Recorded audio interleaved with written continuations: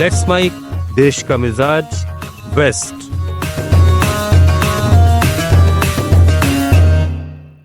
Let's mic देश का मिजाज में अब खबरें पश्चिम भारत से। महाराष्ट्र में दो पूर्व विधायक कुणाल पाटिल और अपूर्व हीरे मंगलवार को भारतीय जनता पार्टी में शामिल होंगे। हीरे नासिक के शिक्षक निर्वाचन क्षेत्र से विधायक थे, जबकि कुणाल पाटिल धुले से कांग्रेस के पूर्व विधायक और प्रमुख नेता थे। पाटिल के आने से धुले में भाजपा की ताकत और बढ़ेगी। महाराष्ट्र सरकार ने पहली कक्षा से हिंदी अनिवार्य करने का अपना फैसला रद्द कर दिया है। सरकार ने हिंदी अनिवार्य करने वाले नोटिफिकेशन को वापस ले लिया है और मुख्यमंत्री ने एक समिति बनाने की घोषणा की है। विपक्ष ने कहा कि दबाव में सरकार झुक गई, जिसके बाद 5 जुलाई को होने वाला महामोर्चा रद्द कर दिया गया। मुंबई में मस्जिदों के लाउड स्पीकर्स पर पाबंदी के बाद अब अजान के लिए टेक्नोलॉजी का सहारा लिया जा रहा है।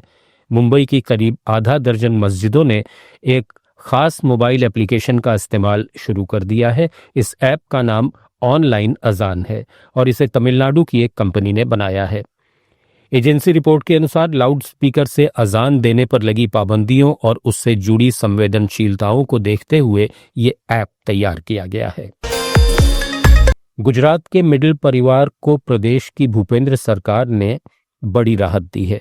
अब प्रॉपर्टी ट्रांसफर के मामलों में लगने वाली स्टाम्प ड्यूटी पर 80% की छूट मिलेगी। बता दें कि प्रदेश के लोग लंबे समय से इसकी मांग कर रहे थे। इसके बाद मूल स्टाम्प ड्यूटी का केवल 20% ही लिया जाएगा।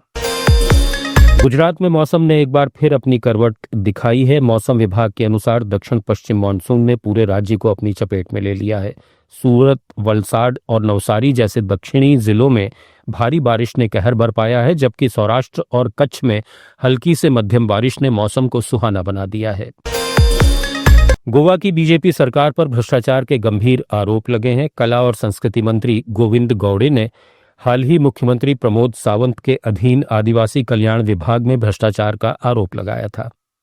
इसमें ठेकेदारों से रिश्वत लेकर फाइलें पास करने की बात कही गई थी। इसके जवाब में विधायक कार्लोस अल्वारेस फेरेरा ने एक्स पर लिखा कि गौड़े का आरोप जनता की भावनाओं को दर्शाता है, लेकिन बीजेपी ने गौड़े को चुप कराने की कोशिश की। इसके अलावा स्थानीय कार्यकर्ताओं और विपक्षी कांग्रेस ने कला अकादमी में एक प्रदर्शन के दौरान पीडब्ल्यूडी के घटिया निर्माण कार्यों और माफिया समूहों को बढ़ावा देने का आरोप लगाया। अब बीजेपी ने इन आरोपों को खारिज करते हुए जांच का आश्वासन दिया है। मुंबई में बीएमसी चुनाव की सरगर्मी तेज हो गई है। कांग्रेस ने मुंबई शहर अध्यक्ष वर्षा गायकवाड़ को बीएमसी चुनाव अभियान की कमान सौंपी है। पार्टी ने दादर में एक हाई लेवल मीटिंग कर रणनीति बनाई, जिसमें स्थानीय मुद्दों जैसे पानी की कमी और सड़क मरम्मत को उठाने का फैसला हुआ। गायकवाड़ ने बीजेपी शिवसेना गठबंधन पर भ्रष्टाचार और कुप्रबंधन का आरोप लगाया। नागपुर मेट्रो रेल कॉरपोरेशन ने मेट्रो फेज 2 के निर्माण को गति दे दी है। अब तक परियोजना के 60% से अधिक काम पूरे हो चुके हैं। 2026 के अंत तक इसे पूरा करने का लक्ष्य है। ये परियोजना शहर के बाहरी इलाकों को जोड़ेगी, जिससे ट्रैफिक की समस्या कम होने की उम्मीद है। केंद्रीय मंत्री नितिन गडकरी ने हाल ही साइट का दौरा कर प्रगति की समीक्षा की थी। स्थानीय लोग इसे शहर के विकास के लिए बड़ा कदम मान रहे हैं। हालांकि कुछ क्षेत्रों में भूमि अधिग्रहण पर विवाद बरकरार है।